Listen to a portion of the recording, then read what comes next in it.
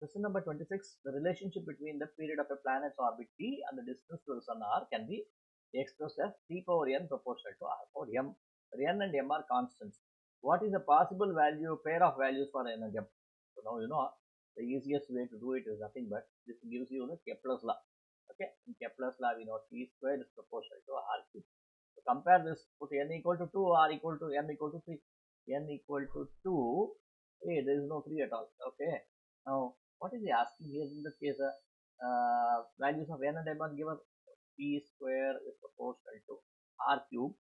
R cube n equal to 3 is here, but we have T square n equal to 2 is not there. So it definitely is not the correct answer. Now what we'll do is we'll write this like this. T is proportional to R to the power of 3 by 2. When I do this, this will become R power 1.5. 3 by 2 is 1.5, right? 1.5.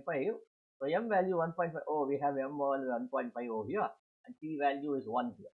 T value is 1 here. This matches with the option B. T is the right answer.